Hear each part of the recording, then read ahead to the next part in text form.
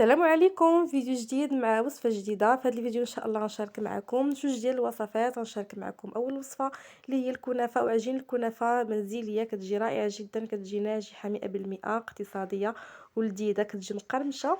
وغنشارك معكم عش البلبل اللي هو هذا اللي كتشوفوا قدامكم، كيجي رائع جدا ولذيذ بزاف، المكسرات كيجي بنين بزاف بزاف، غيعجبكم. تفرجوا في الفيديو حتى الاخير باش تعرفوا على طريقة التحضير ديالو بالتفصيل. كنتمنى لكم فرجة ممتعة، وما تنساوش تخليو لي لايك الفيديو الا عجبكم وكومونتير زوين بحالكم. ونبداو على بركه الله في المكونات ديال عجين الكنافه.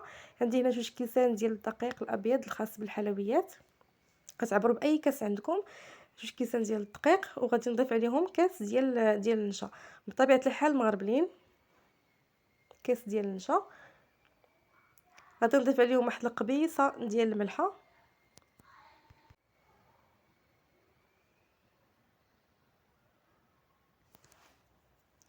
غادي نضيف هنا ملعقه كبيره ديال الخل، ملعقه كبيره ديال الخل اي نوع كان عندكم.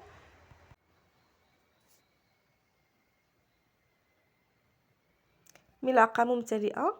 وعندي هنا 4 المعالق كبار ديال الزيت النباتي، ديجا عبرهم 4 ديال المعالق كبيره من الزيت النباتي.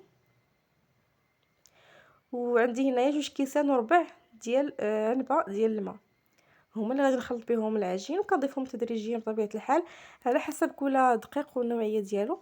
كنخلطو غير بالفوي اولا بالطراب اليدوي، كنضيفو الماء تدريجيا وحنا كنخلطو.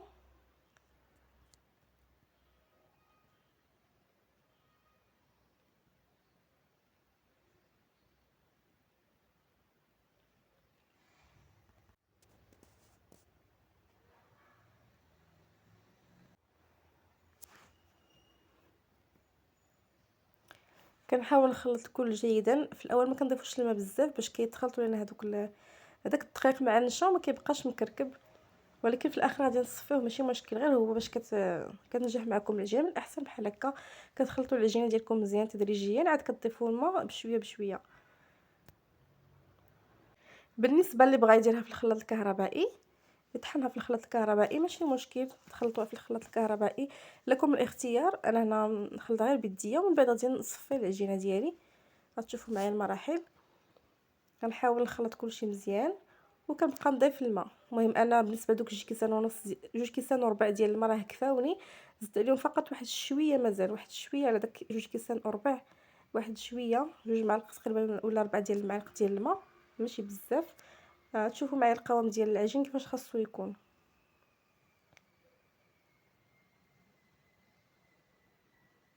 صافي هنا غنبدا نخلط مزيان حتى كتندمج ليا العجينه جيدا.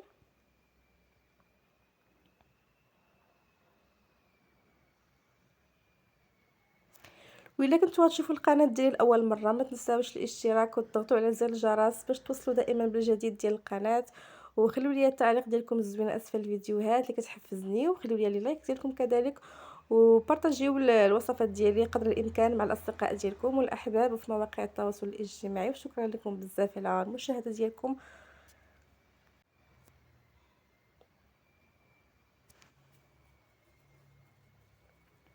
صافي هنا من بعد ما خلطت هذيك العجينه، دابا غادي نصفيها في الصفايه بحال هكا. كما قلت لكم الا درتوها في الخلاط الكهربائي ما يحتاج انكم تصفيوها، لانه كتخلط مزيان. هنا انا غادي نصفيها لانه خلطتها غير بالخلاط اليدوي، باش هكا نتفادى انني نلقى فيها شي حاجه، يعني تكون العجينه ديالي رطبه، يعني ما فيهاش دوك الكريكبات، باش تصدق لكم مزيان. ها نتوما راه صفيتها مزيان، ما فيهاش بزاف لانني طربتها جيدا. هنا العجينه نخليها ترتاح، قد ما ارتاحت كانت احسن، يعني كنخليوها من ساعه ما فوق، نص ساعه حتى لساعه تقريبا، كنخليوها ساعه ونص. قد ما كانت يعني ارتاحت مزيان كان احسن. هذا هو القوام ديالو ديال العجين. وبالنسبه للعجينه ضروري انها ترتاح، يعني خطوه مهمه جدا انها ترتاح، يعني كما قلت لكم من نصف ساعه حتى لساعه ونصف يعني كتجي احسن. هنا غادي نخليها باش ترتاح حتى ترتاح مزيان، ونبدا معكم الطياب ديالها.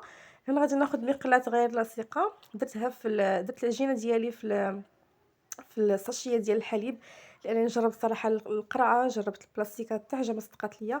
هاد الساشيه ديال الحليب صراحه هي اللي صدقات ليا بها الكنافه. كنحاولوا نقطعوها واحد كتقبوها غير بالشوكه باش كتحصلوا على ثقب اللي كيكون رقيق بزاف، باش الكنافه ديالكم اولا الشعيرات ديال الكنافه كيخرجوا رقاقين بحال هكا. وكنحطوها في المنديل، يعني دائما ملي كطيبوا الكنافه ولا العجين ديالكم ديال الكنافه كنغطيوها في المنديل باش ما كتيبسش، يعني كتبقى رطبه وكتحافظ على الطراوه ديالها. وغنستمر بنفس الطريقه كما قلت لكم. كنديروا الخليط ديالنا بحال هكا خطوط عشوائيه. الا كانت مقله اكبر كان احسن، انا عندي هاد المقله صغيره شي شويه. الا كانت كبيره كان احسن غيجيوكم الشعيرات كبارين. كنخليوها حتى كتنشف مزيان وكنحيدوها بسباتول كما كتشوفوا. غنحطوها دائما في المنديل، دائما اللي طيبناها كنحطوها في المنديل باش كتبقى طريه ما كتقصحش لكم. صراحه وصفه ناجحه جدا، نتمنى تجربوها. يعني الناس اللي ما كيلقاوش الكنافه حداهم تقادوها في داركم من الاحسن، حتى حاجه ما صعيباش. ها نتوما الشكل ديالها من بعد ما طيبتها راه خرجت تبارك الله تقريبا قياس ديال نصف كيلو ديال الكنافه. هاد الكميه اللي عطيت لكم ديال العجين كتجي زوينه صراحه، زوينه بزاف. كنغطيها كما قلت لكم بمنديل اولا كنديروها في بلاستيك غذائي. حتى كنبغيو نخدموا بها. بالنسبه اللي بغى يحتفظ بها كيديرها في المجمد في بلاستيك غذائي وكتبقى مزيانه حتى كتبغيو تحضروا بها الكنافه ديالكم. هنا من بعد ما وجدتها غنحضرها في نص النهار. كيجي هذا هو الشكل ديالها. كيجيو شعيرات رقاقين، يعني قد ما قطعتوا هذا الساشيه ديالكم او البلاستيكه او الجيب الحلواني حتى هو اللي كيكون اللي كيتستعمل مره واحده. حتى هذاك زوين، انا صراحه ما لقيتوش حدايا. حتى هذاك زوين، يعني باش ما كان الثقب ديالو صغيور رقيق، يعني باش ما الخطوط او الشعيرات ديال الكنافه كتجي رقيقه بزاف.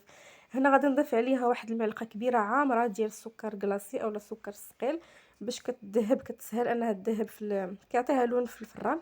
وغادي نضيف عليها زبده حيوانيه، من الاحسن مذابه، من الاحسن تكون زبده حيوانيه باش كتعطيكم البنه. ما ديروش ديال البواطه، من الاحسن تكون زبده حيوانيه باش كتجي الكنافه ديالكم لذيذه. تقريبا غير واحد 4 المعالق حتى 5 المعالق كبار عامرين ديال الزبده، ماشي بزاف.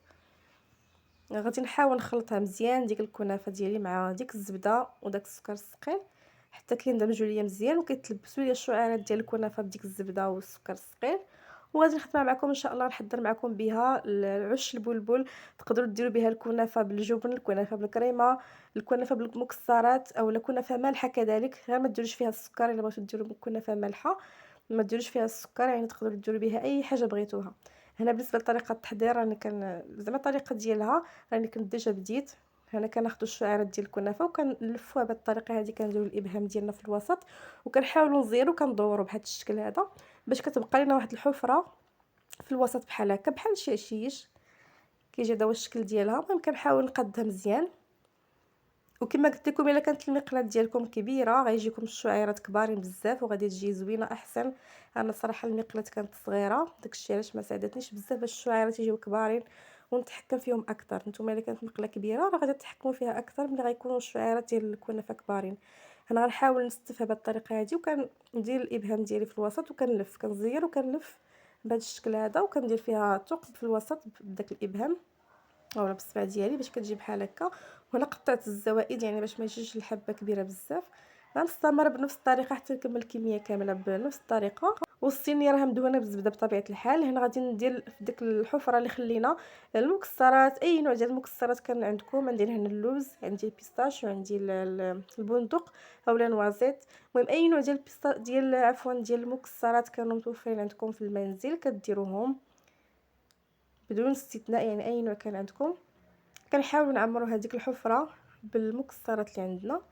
بطبيعه الحال المكسرات من الاحسن ما يكونوش محمرين. بالنسبه للوز او اللي غديروا الكاوكاو بالاحسن ما يكونوش محمرين.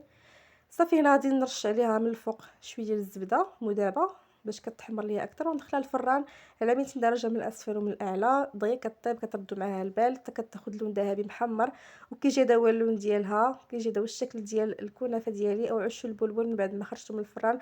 سقيتها بالعسل، مشى لي المقطع فاش كنت كنسقيها بالعسل. كتسقيوها بالشربات اولا بالعسل، من الاحسن بالعسل باش كتبقى محافظه على ديك القرمشه ديالها.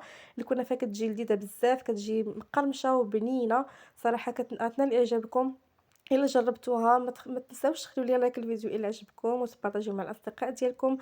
في مواقع التواصل الاجتماعي مع الأحباب. والسلام عليكم حتى الفيديو الجاي إن شاء الله، مع السلامة.